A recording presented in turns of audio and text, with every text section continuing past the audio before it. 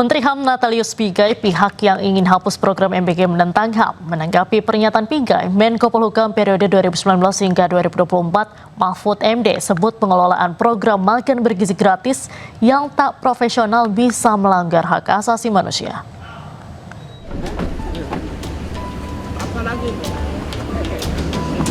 Menteri Hak Asasi Manusia RI Natalius Pigai menyebut penolakan terhadap program MBG, Sekolah Rakyat dan Koperasi Merah Putih merupakan tindakan yang menentang HAM.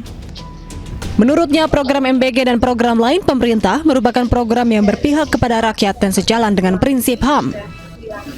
Sementara itu, Pigai juga sampaikan ia tidak melarang masyarakat mengkritik program pemerintah, namun masyarakat diminta sampaikan kritik secara membangun tanpa menghilangkan program. Maka orang yang mau meniadakan makan bergizi gratis, cek kesehatan gratis, pendidikan gratis, sekolah rakyat, koperasi merah putih adalah orang yang menentang hak asasi manusia. Orang yang menentang. Kalau kritik dalam rangka perbaikan, boleh. Kritik untuk memperbaiki agar pelayanannya maksimal, boleh.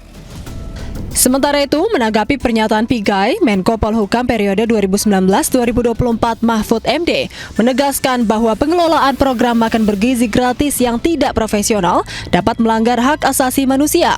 Barang siapa yang menghalangi program pemerintah untuk MBG, kemudian Koperasi Merah Putih, Sekolah rakyat yang murah dan sebagainya, itu berarti menentang HAM. Tetapi juga ingat, siapapun pemerintah yang mengelola negara ini dengan tidak profesional, menimbulkan korupsi dan keborosan di sana-sini, menimbulkan ketidakimbangan pemanfaatan antara keperluan diplomasi dan keperluan rakyat, itu juga melanggar HAM. Mahfud MD juga menjelaskan bahwa konsep hak asasi manusia jauh lebih luas dari sekedar pemenuhan kebutuhan makan. Ia mengingatkan HAM mencakup 3 dimensi besar, yaitu hak sipil dan politik, kemudian hak ekonomi, sosial, dan budaya, serta hak atas lingkungan hidup sebagai generasi ketiga hak asasi manusia. Tim Liputan iNews melaporkan. Sementara itu, Sekretaris Kabinet Teddy Indrawijaya menepis narasi yang menyebut jika program MBG mengambil anggaran pendidikan sehingga berdampak pada kualitas pendidikan. Teddy menyebut program MBG justru meningkatkan kualitas pendidikan di Indonesia.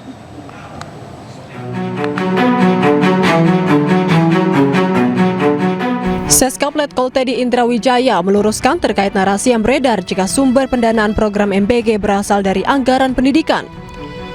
Teddy menegaskan jika program unggulan tersebut sama sekali tidak mengambil atau mengurangi anggaran pendidikan.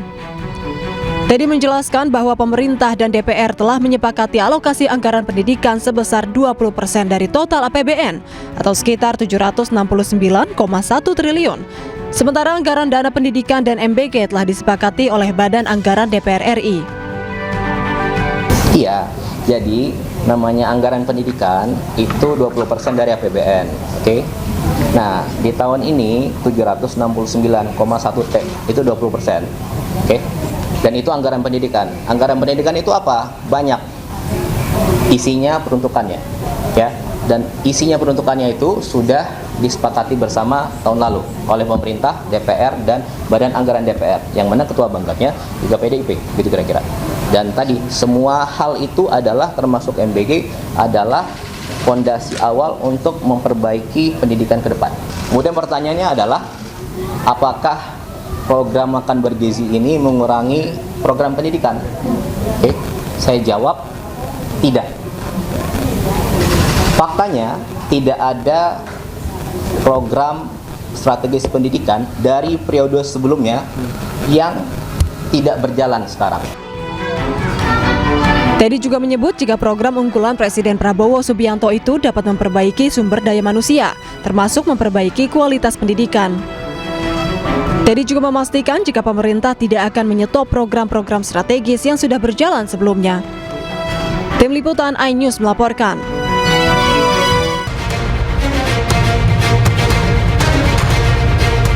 Berawal dari saling berbalas cuitan di media sosial, perseteruan Menteri HAM Natalius Pigai dan Guru Besar UGM Zainal Arifin Mokhtar atau Uceng kian memanas. adalah Uceng yang pertama kali menulis di media sosial tentang keinginannya untuk belajar memahami HAM dari Pigai. Di akun X, Uceng menulis jika ia ingin sekali berdiskusi dan berdebat dengan Pigai tentang kasus HAM di Indonesia.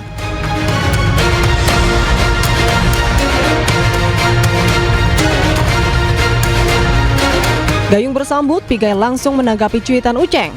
Namun Pigai ingin debat dengan Profesor UGM itu disiarkan langsung di TV nasional.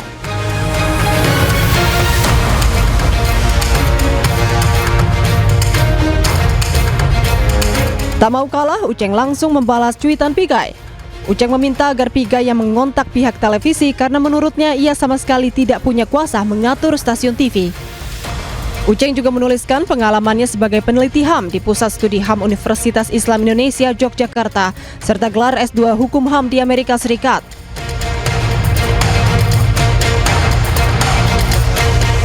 Bukan tanpa alasan, ajakan debat terbuka itu disampaikan Uceng. Sebelumnya, Pigai menulis cuitan panjang di media sosial.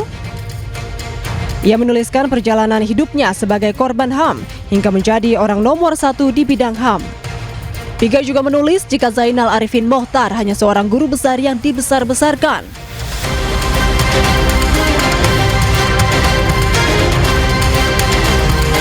Tak heran jika Uceng terpantik lalu mengajak Pigai debat terbuka tidak hanya berbalas kata di sosial media. Tim Liputan iNews melaporkan.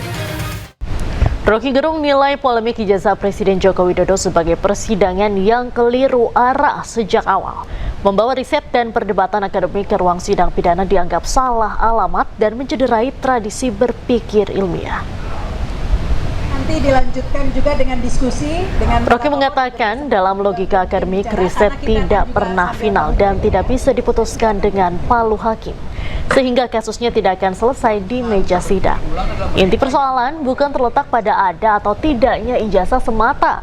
Ia juga membandingkan dengan kasus Bill Clinton yang dijatuhi sanksi bukan karena skandal moral, namun karena berbohong di hadapan publik. Jadi kalau kasus yang ditulis oleh Dr. Tifa ini dibawa ke meja sidang di depan hakim, bahkan tidak akan selesai di meja sidang. Karena riset itu selalu sifatnya ongoing, in the making, nggak akan berhenti. Jadi percuma membawa kasus ini ke meja sidang. Bawa kasus ini ke meja sidang akademis. Tim hukum Presiden ke-7 Republik Indonesia Joko Widodo kembali sambangi Mapolda Metro Jaya untuk jalani pemeriksaan tambahan.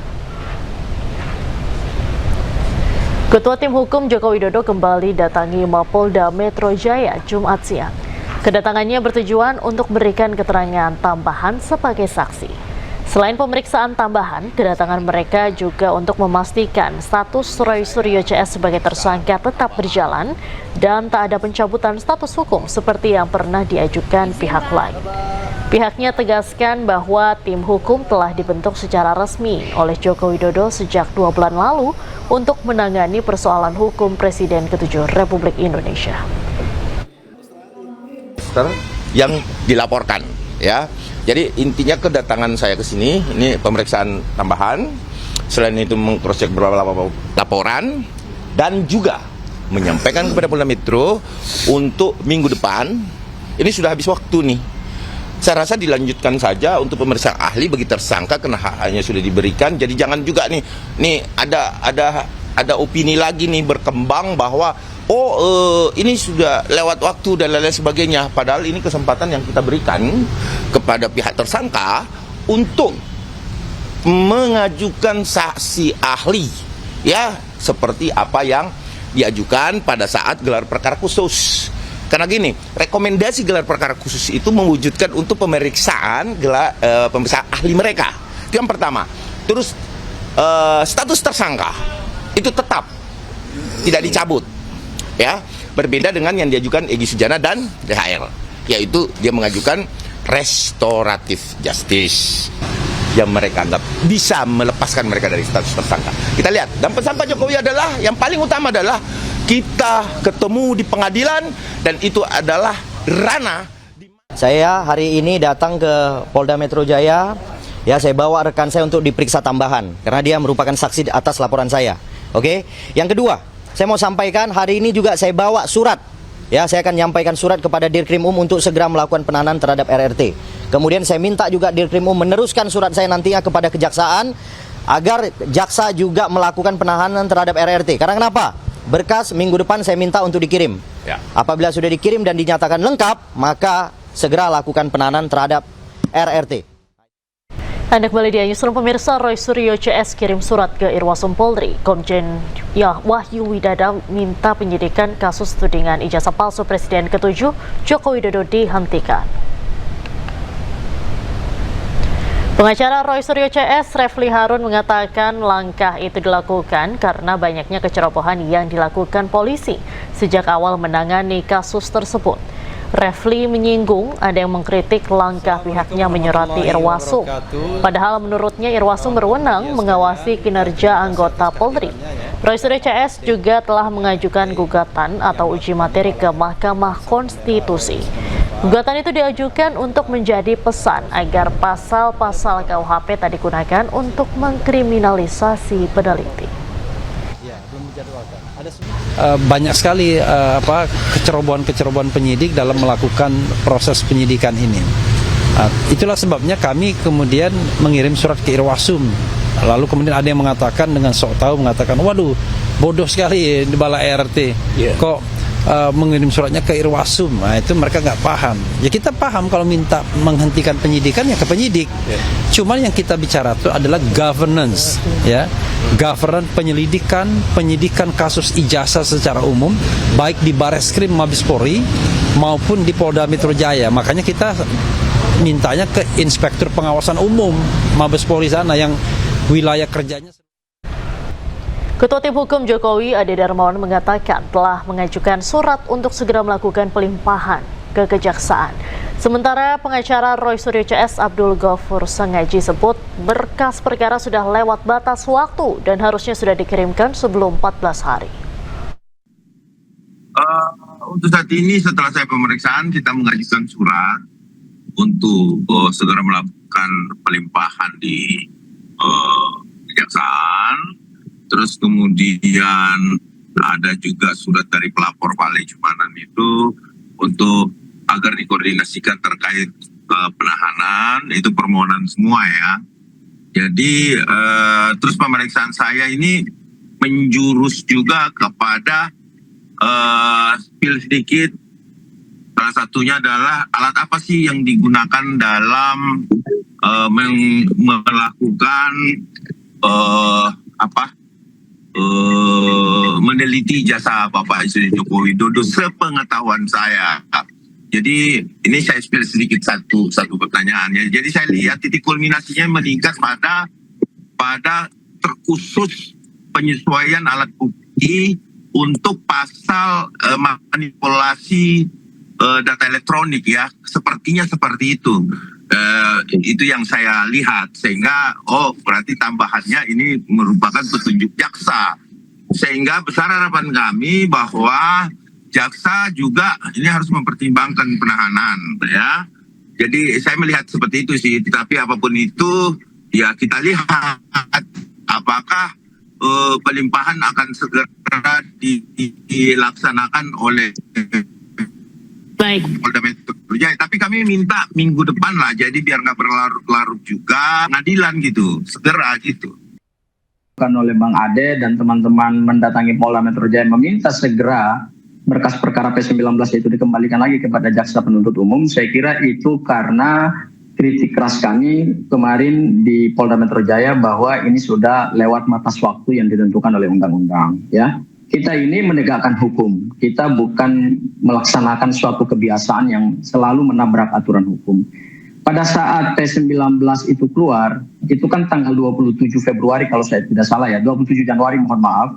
Dan kemudian dari tanggal 27 Januari setelah diterima berkas P19, maka kita mendasarkannya baik pada undang-undang lama, Undang-Undang 8 tahun 1981 yaitu KUHP yang lama maupun juga KUHP yang baru, itu tetap sama. Bahwa penyidik itu diberikan batas waktu 14 hari untuk merampungkan berkas perkara. Nah, kami melihat bahwa penyidik Polda Metro Jaya belum melaksanakan KUHP secara profesional, belum melaksanakan undang-undang sebagaimana yang diperintahkan oleh undang-undang itu sendiri, yaitu dalam tempo 14 hari setelah penyidik menerima berkas perkara P19, maka harus dirampungkan seluruh pemeriksaan terhadap apa yang menjadi petunjuk jaksa. Petunjuk jaksa itu kan ada 3 yang disebutkan dalam P19, yaitu dalami lagi 120 keterangan saksi yang katanya sudah 120 orang diperiksa, kemudian dalami lagi ahli yang sudah diperiksa adalah 22 ahli, kemudian dalami lagi 709 barang bukti yang sudah disita oleh Polda Metro Jaya.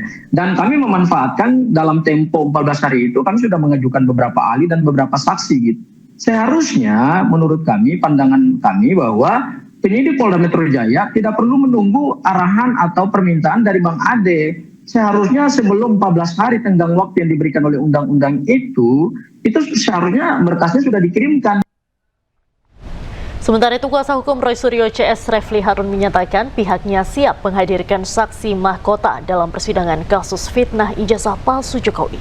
Refli menyebut kehadiran saksi mahkota dapat membongkar sejumlah kejanggalan dalam skripsi Joko Widodo.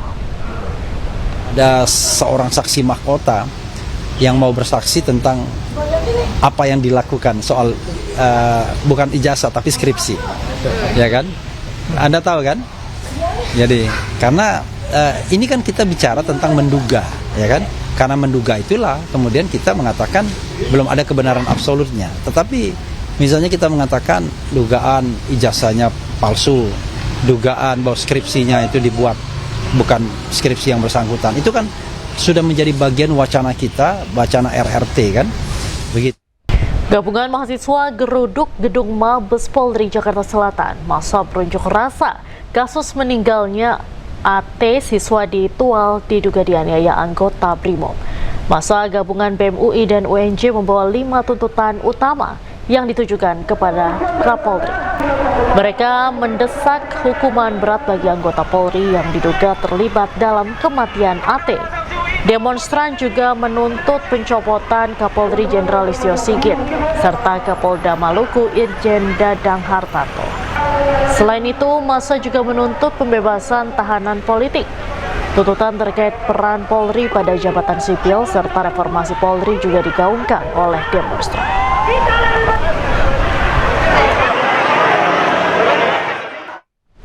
Hendak kabur ke Malaysia, bandar narkoba sumber uang mantan Kapolres Bima ditangkap. Pelaku ditangkap di sebuah kapal kayu di perairan perbatasan Malaysia-Indonesia di Kabupaten Asahan, Sumatera Utara.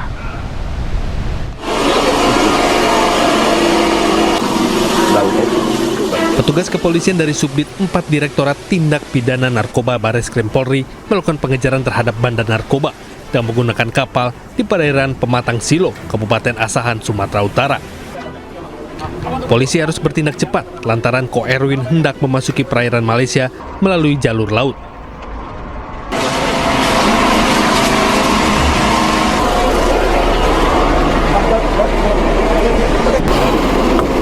Welcome to jungle. Tepat sebelum memasuki teritori perairan Malaysia, Bareskrim Polri berhasil menghentikan laju kapal kayu yang digunakan Ko Erwin untuk melarikan diri. Ko Erwin merupakan DPO sejumlah kasus narkoba. Pelaku juga bandar narkotika penyetor uang senilai 2,8 miliar kepada mantan Kapolres Bima AKBP Didik Putra Kunchoro. Dari hasil pemeriksaan, pelarian Ko Erwin ke negeri jiran telah direncanakan dengan dibantu oleh beberapa rekannya yang juga telah ditangkap lebih awal. Yang diamanin ini DPO narkoba atas nama Erwin Iskandar. Kepulangan sendiri dilakukan dari mana? Apa dilakukan di mana? Penangkapan dilakukan di daerah provinsi mana? Provinsi Sumatera Utara di Tanjung Balai. Saat DPO sendiri lagi apa aktivitasnya? Sedang melakukan penyeberangan menggunakan kapal. Jadi kita melakukan penangkapan yang diduga akan menuju ke Malaysia. Usai ditangkap, pelaku langsung diterbangkan menuju Jakarta melalui Bandara Soekarno-Hatta. Dari Jakarta, Den Helmi Sanjangbati, iNews melaporkan. Setelah menjadi tersangka kepemilikan narkoba, mantan Kapolres Bima Kota AKBP Didik Putra Kunchoro dipecat dari Polri. Sementara itu Aibda Dianita Agustina, polwan yang menyimpan koper berisi narkoba milik Didik, terbukti positif konsumsi ekstasi.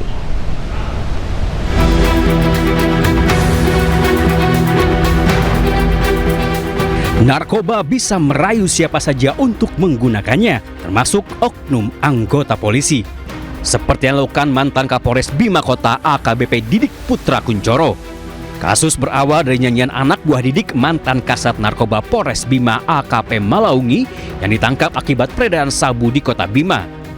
Dari pengakuan Malaungi, ia menyebut keterlibatan atasannya yang tak lain AKBP Didik Putra Kunchoro. Polisi langsung bergerak menangkap Didik. Dari nyanyian Didik, ia menyebut menyimpan narkoba di rumah polwan Aibda Dianita Agustina. Polisi kembali memburu Aibda Dianita hingga berhasil menemukan koper yang dimaksud. Bukan sembarang koper, koper putih itu berisi berbagai jenis narkoba termasuk 49 butir pil ekstasi. Tak lama polisi lakukan gelar perkara dan memutuskan status AKBP Didik dari saksi menjadi tersangka. AKBP Didik terbukti bersalah atas pemilikan narkoba. Setelah menjadi tersangka, AKBP Didik Putra Kunchoro jalani sidang Komisi Kode Etik Divisi Propam Polri. Didik diputuskan bersalah dan langsung dipecat atau pemberhentian tidak dengan hormat. Pemberhentian tidak dengan hormat atau PTDH sebagai anggota Polri. Atas putusan tersebut, pelanggar di hadapan Ketua dan anggota komisi pada putusan sidang menyatakan menerima. Kini Didik Putra Kunchoro dijerat pasal berlapis dan terancam hukuman seumur hidup. Kasus rupanya belum usai setelah Didik diberhentikan tidak dengan hormat. Aibda Dianita Agustina, polwan yang menyimpan koper berisi narkoba milik Didik, rupanya terbukti positif mengkonsumsi ekstasi. Tidak berhenti di situ, istri Didik, Miranti Afruana, juga terbukti melakukan hal yang sama. Tim Liputan Ainus melaporkan. Pemirsa, Lisnawati, ibu kandung Nizam Syafei, mengajukan permohonan perlindungan ke Lembaga Perlindungan Saksi dan Korban (LPSK) setelah menerima sejumlah teror. Permohonan diajukan menyusul kasus kematian anaknya yang diduga akibat kekerasan ibu tirinya. Didampingi oleh kuasa hukumnya, Lisnawati, ibu kandung Nizam Syafei, mendatangi gedung LPSK di Ciracas, Jakarta Timur pada Jumat siang. Kedatangan Lisnawati ini untuk mengajukan permohonan perlindungan setelah menerima sejumlah teror dalam beberapa hari terakhir.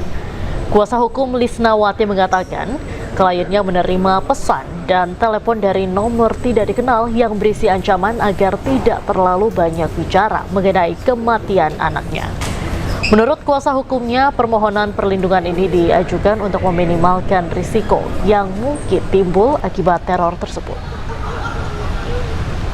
Artinya apa? Banyak terornya, kan terornya itu ya kan seperti nomor-nomor yang tidak dikenal, terus telepon cuman ada kalimat kamu tinggal di mana, kamu tinggal di mana, terus dipanggilin sama dia. Lalu ada WA, ya kan, sekarang di mana tinggalnya, gitu loh. Terus nomornya diblokir akhirnya karena banyak yang nggak kenal nomor itu. Makanya daripada kita berisiko tinggi, mendingan kita sesuai dengan amanat undang-undang kita ke LPSK aja. Jadi artinya biar ada ketenangan juga untuk klien kami. Anak Media Newsroom, pemirsa, Direktur Utama Lembaga Pengelola Dana Pendidikan LPDP minta keluarga kaya memilih skema beasiswa partial funding atau pembiayaan separuh. Sementara itu, anggota DPR RI Komisi 11 Primus mengkritik keras penerimaan beasiswa LPDP tak transparan.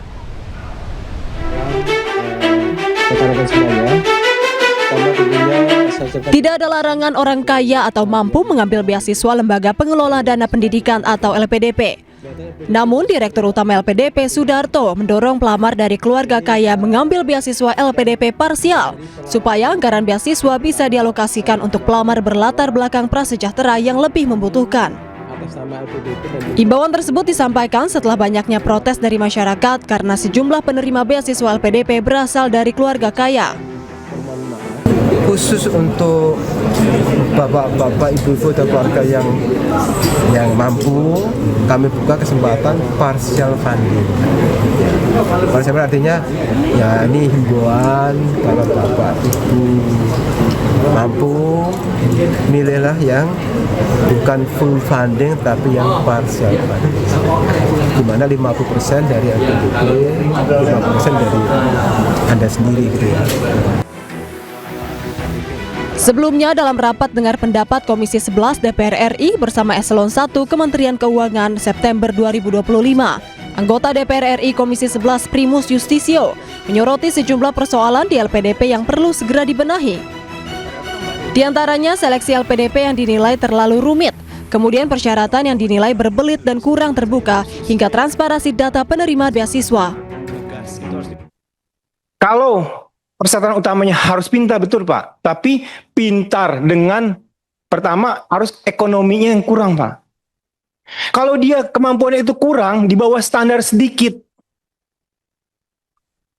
pilihannya tapi ekonominya tidak mampu sama orang yang di atas standar tapi dia punya kemampuan, ya jangan Pak. Saya rasa ini harus dirubah Pak. Gitu loh. Malulah Pak, anak-anak orang kaya mendapatkan LPDP. Malu anak-anak pejabat mendapatkan LPDP. Ini penting. Sekarang kalau saya tanyakan sama Pak Darto, dari seluruh yang mendapatkan LPDP itu, apakah itu clear? Apakah itu clean? Tidak ada nepotisme? Tidak ada akses menuju sana dari pejabat-pejabatnya, dari relasinya, dari kolehannya, dari pejabat mana, kementerian mana? Saya rasa itu juga sulit dijawab kan Pak. Saya bukannya mau menuduh, tapi itu yang dirasakan masyarakat. Saya cuma menampung, sekarang saya bicarakan. Dalam kesempatan tersebut, Primus tidak hanya mengkritik, namun juga memberi masukan agar LPDP membuat terobosan baru dalam skema beasiswa. Hal ini perlu dilakukan supaya beasiswa paling bergengsi di Indonesia tersebut tepat sasaran. Tim Liputan iNews melaporkan. Badan Pendidikan dan Pelatihan Keuangan audit ratusan alumni beasiswa LPDP guna pastikan integritas penggunaan dana pendidikan negara. Tercatat 44 orang teridentifikasi melanggar kewajiban untuk kembali dan mengabdi di Indonesia. Terakhir Pak Sudarto, BPPK. Dalam konferensi pers APBN Kita di kantor Kementerian Keuangan Jakarta Pusat Senin kemarin, PLT Kepala Badan Pendidikan dan Pelatihan Keuangan Kemenkeu Sudarto melaporkan 44 penerima beasiswa LPDP mangkir dari kewajiban mengabdi di Indonesia. Dari jumlah tersebut, 8 orang telah diberi sanksi wajib mengembalikan dana beasiswa yang diterima, sementara 36 orang lainnya masih dalam proses pemeriksaan. Kami sudah melakukan penelitian terhadap mungkin lebih dari 600 ya Awaldi, dan dari jumlah tersebut yang sudah ditetapkan sanksi ya termasuk pengembalian itu 8 orang, 36 lagi sedang dalam proses. Memang dari laporan-laporan tersebut misalnya terdapat yang masih dalam masa magang ya, di mana saat ini LPDP memberikan kesempatan untuk magang dan juga membangun usaha selama 2 tahun di luar negeri sesuai dengan ketentuan yang ada di buku pedoman penerima beasiswa. Kemudian ada yang sudah selesai masa pengabdian ataupun mendapatkan penugasan dari kantornya.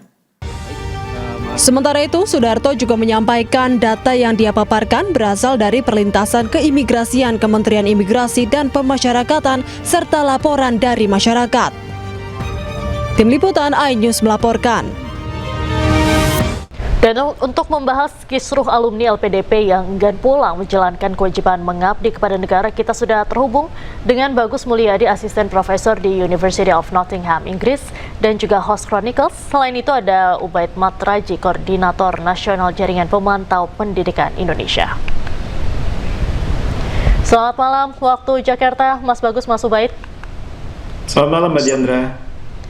Baik, saya ke Mas Bagus terlebih dahulu. Mas Bagus, bagaimana nih pandangan Anda terkait penerima LPDP yang enggan pulang untuk mengabdi ke Indonesia?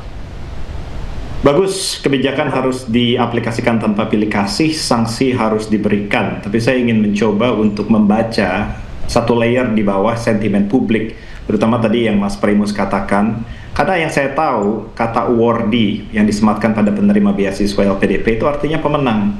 Dan dalam konteks pemenangan sesuatu, artinya ada kompetisi di belakangnya. Kita sekarang berpikir pertandingan sekotor apa, di mana kita bisa saksikan pemenangnya itu dikuliti oleh penontonnya sendiri. Itu yang nomor satu. Jadi itu bukan tanpa merit gitu ya, itu perlu diselidiki lebih dalam.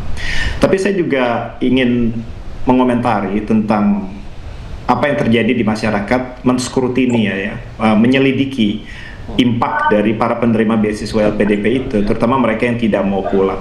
Mereka berpikir itu 44 yang ketahuan, yang belum ketahuan berapa banyak. Saya sebenarnya ingin melindungi LPDP, mencegahnya menembak kaki sendiri. Ini menurut saya saatnya mereka melindungi citra dari penerima beasiswa LPDP yang lain. Karena ketika masyarakat bertanya tentang impact yang diberikan kepada negara oleh para penerima beasiswa LPDP, tanggung jawab yang sama juga dipikul oleh LPDP untuk menjelaskan secara eksplisit kepada masyarakat kontribusi seperti apa yang sebenarnya disematkan kepada para penerima LPDP itu. Kalau saya ngajar kelas di Nottingham, sebelum saya desain kelas itu, saya harus pastikan bahwa ujian yang saya berikan itu sesuai dengan tujuan dari kelas itu. Kalau ada mahasiswa Nottingham yang melakukan hal bodoh di bidang yang saya ajar, nomor satu yang malu itu saya. Begitu. Nah sekarang yang orang lakukan adalah menilai kembali apakah kriteria kontribusi itu sesuai dengan esai mereka, dan saya rasa sudah saatnya LPDP bersikap lebih eksplisit dan transparan guna menjaga akuntabilitas. Baik, kalau Mas Ubaid bagaimana tanggapan Anda?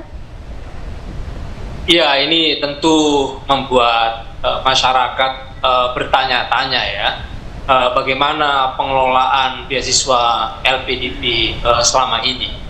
Bahwa masyarakat menduga ada seleksi yang tidak fair, kemudian penerima manfaat yang tidak tepat sasaran. Ini yang kemudian membuktikan dugaan yang selama ini diasumsikan oleh masyarakat, gitu ya. Dan ini sangat menyakiti masyarakat karena uang APBN yang digunakan untuk beasiswa LPDP ini kan sejatinya kan kalau dalam APBN baik di tahun 2025 ataupun 2026 ini itu kan sebenarnya masuk dalam alokasi 20% dari APBN yang untuk pendidikan itu gitu. Nah, seperti yang kita ketahui sekarang, masyarakat miskin, mereka tidak punya akses ke sekolah, bahkan kuliah di dalam negeri saja itu susah sekali ya. Sekolah-sekolah kita kualitasnya masih buruk, kampus-kampus kita kualitasnya juga masih sangat buruk sekali gitu ya. Tetapi ini ada dana pendidikan, mestinya kan harus dimanfaatkan sebaik-baiknya gitu. Tetapi ketika LPDP ini tidak tepat sasaran, apalagi penerima beasiswa tidak memanfaatkan dengan baik, mereka tidak mau mengabdi, mereka bahkan posting di media sosial, mereka berbangga menjadi warga negara asing. Saya pikir ini bukan soal diberikan sanksi lalu mengembalikan uang, tetapi harus ada evaluasi, harus ada audit terhadap sistem dan juga tata kelola LPDP ini yang menurut saya ini sangat sengkarut ya gitu. Ada yang nggak beres dengan sistem dan juga tata kelola LPDP ini gitu. Karena ketika dana pendidikan itu kan bagian dari uang rakyat yang mestinya digunakan, diinvestasikan untuk mencerdaskan kehidupan bangsa, itu harus dimanfaatkan dengan sebaik-baiknya. Banyak sekali dosen di Indonesia yang tidak sejahtera, guru-guru tidak sejahtera, sekolah-sekolah ambruk, anak-anak masih jutaan yang tidak bisa kuliah, tidak bisa sekolah. Mestinya kan untuk mereka. Tetapi ketika ada alokasi untuk LPDP, tapi kemudian LPDP ini ada semacam ternyata subsidi untuk kelompok-kelompok elit, apalagi penerima manfaatnya adalah banyak kalangan menengah ke atas. Itu ini sebuah kesalahan yang harus dikoreksi.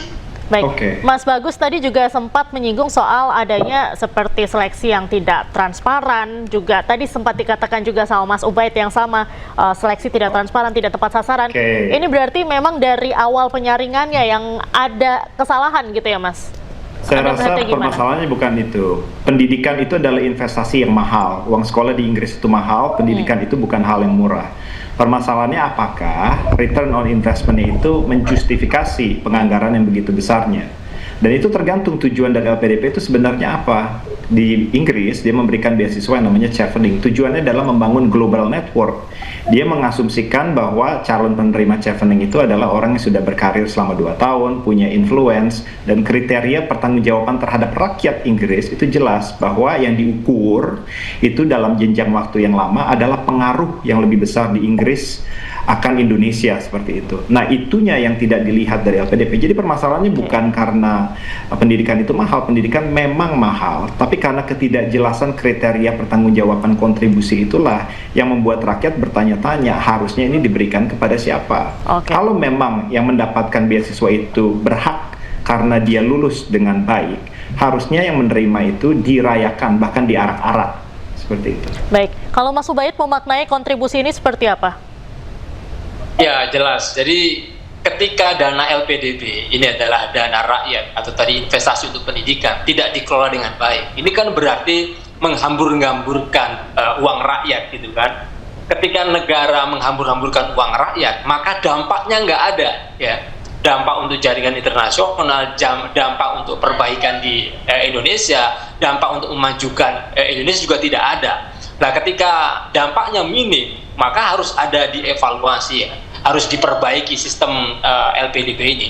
Mulai dari seleksi, kemudian belajar ke negara tujuan sampai balik, itu juga harus diseleksi, ya. Kemudian diperbaiki, ya. Soal bagaimana LPDP itu punya perencanaan, ya, harus disesuaikan.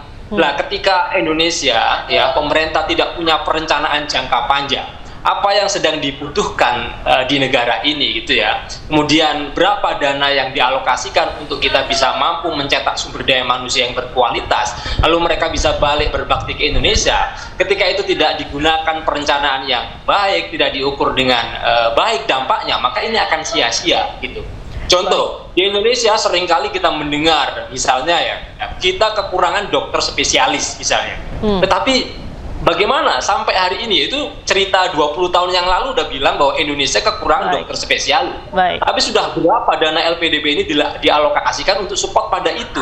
Nah, ketika sampai hari ini sudah 20 tahun yang lalu kita masih kekurangan dokter spesialis, berarti kan kita tidak punya perencanaan yang bagus. Kita mengelola dana ratusan miliar LPDP tidak dikelola dengan bagus, maka dampaknya nggak ada sama sekali. Ini kita sayangkan. Baik. Mas Bagus, Mas Ubaid, kita tahan sejenak perbincangan ini. Kita masih akan kembali usai jeda, tetaplah bersama kami. Kita masih bergabung dengan Mas Bagus Mulyadi dan juga Mas Ubaid. Selamat malam, Mas Bagus dan Mas Ubaid. Malam. Baik, saya ke Mas Bagus. Mas Bagus, seperti apa lantas cara terbaik untuk memastikan ribuan awardee LPDP ini agar bisa kembali mengabdi ke Indonesia setelah pendidikannya? Justru saya pikir kepastian kepulangan sebagai kriteria kesuksesan program sebesar LPDP sangat tidak relevan dengan dunia masa kini, di mana dunia global itu memaksa setiap negara itu untuk saling berjaringan secara internasional.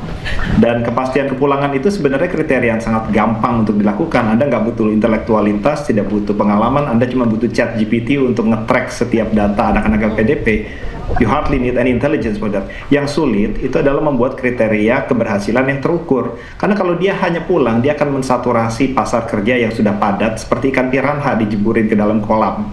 Seperti itu. Dan dia akan betul-betul membuat susah kalau kriteria kesuksesan hanya kepulangan. Yang sulit itu adalah mengukur apakah mereka setelah beberapa panjang waktu itu menduduki posisi strategis, membuat impact yang nyata di dalam masyarakat. Seperti tadi Mas Ubaid bilang, apakah jadi dokter yang menyembuhkan beberapa macam penyakit, membuka lapangan pekerjaan. Dan saya bersimpati karena hal itu tidak mudah untuk dilakukan. Karena dengan kontribusi yang eksplisit seperti itu, maka akan ada akuntabilitas. Seorang yang menetapkan kriteria yang kemudian bisa salah, dia akan kena batunya. Kalau saya tulis ujian 58% sampai 78% mahasiswa saya gagal, itu berarti saya yang bodoh bikin soal ujiannya. Baik, kalau Mas Ubaid, pandangan Anda seperti apa? Yang pertama memang harus dimulai dari awal, ya. Jadi mulai dari perencanaan itu harus jelas. Jadi jangan pokoknya ini ada uang sekian ratus triliun, silakan semua pihak boleh apply dan seterusnya. Saya pikir itu tidak berkeadilan ya. Ketika dana LPDP itu harus diserahkan dalam mekanisme pasar ya. Siapa yang nilai bahasa asingnya bagus, nilai akademiknya bagus, mereka bisa akses itu gitu.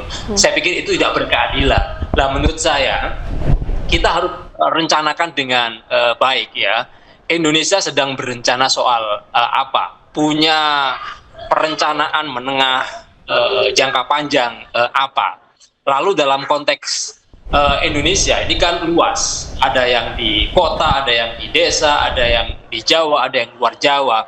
Indonesia sedang membutuhkan apa? Apa yang kurang di Papua? Sumber daya apa yang ada di Papua? Apa yang kurang di Kalimantan? Sumber daya apa yang tersedia di Kalimantan? Itu semua harus dipetakan dengan baik, lalu dibuat perencanaan gitu ya. Sehingga dana beasiswa LPDP ini tidak seperti pasar bebas, siapapun bisa akses tanpa perencanaan yang jelas. Karena itu harus ada kuota-kuota afirmasi yang itu didesain oleh pemerintah untuk kebutuhan tertentu.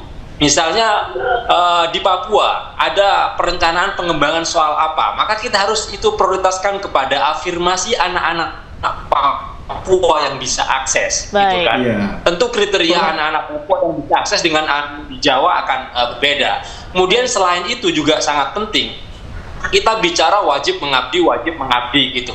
Tetapi ekosistem soal pengabdian di Indonesia bagaimana? Itu juga harus kita perbaiki. Jangan sampai lulusan itu mereka kita wajibkan mengabdi, tetapi ekosistem di Indonesia tidak support untuk itu. Sehingga ketika alumni LPDP balik Indonesia, lalu mereka lontang-lantung, nggak jelas pekerjaannya apa, ngelamar di mana-mana ditolak, lalu mereka bisa melamar di luar negeri, lalu kita permasalahkan. Saya pikir kejadian ini, kasus ini harus menjadi pelajaran kita bersama. Bagaimana ekosistem mulai dari Indonesia, mulai dari seleksi, mulai dari perencanaan diperbaiki, sampai mereka lulus mau balik ke Indonesia, itu pengabdian seperti apa, mereka ditempatkan di mana, bagaimana cara mengukur dampaknya, harus diperbaiki semuanya. Baik, Mas Bagus, soal sanksi, ini kan masih ada 44 orang penerima LPDP yang tidak kembali ke Indonesia. Nah, apa hukuman atau sanksi jika award ini tidak mampu mengembalikan dana beasiswa? Apa mekanisme tertentu yang bisa diterapkan?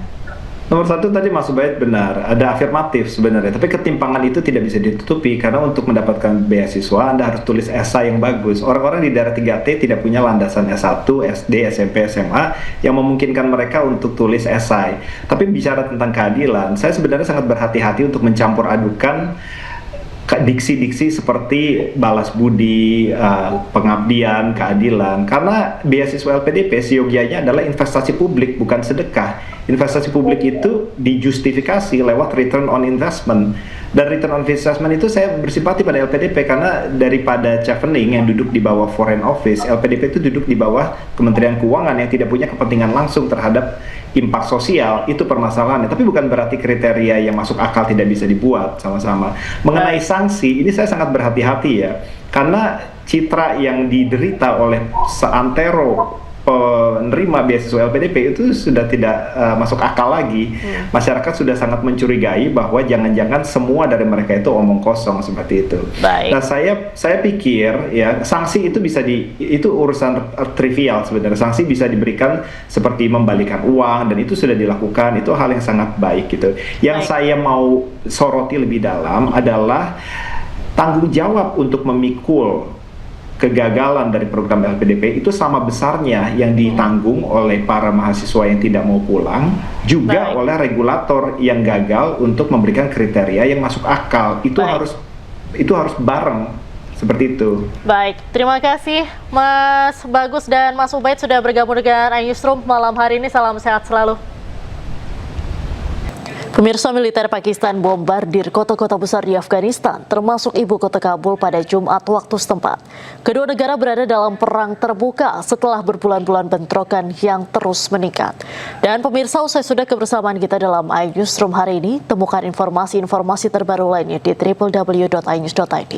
Cuplikan tayangan berita iNews dapat Anda saksikan di kanal YouTube @official iNews. Sesaat lagi rekan saya Anita Dewi akan hadir dalam program iNews Prime. Mewakili seluruh kerabat kerja yang bertugas, saya Diandra Mukni pamit undur diri. Terima kasih. Sampai jumpa.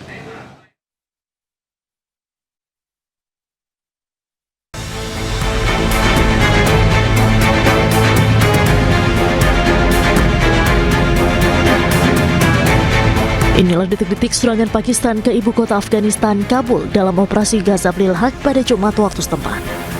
Nampak asap mengepul dari 2 titik ledakan. Pakistan sendiri telah mengumumkan perang terbuka terhadap pemerintah Taliban di Afghanistan.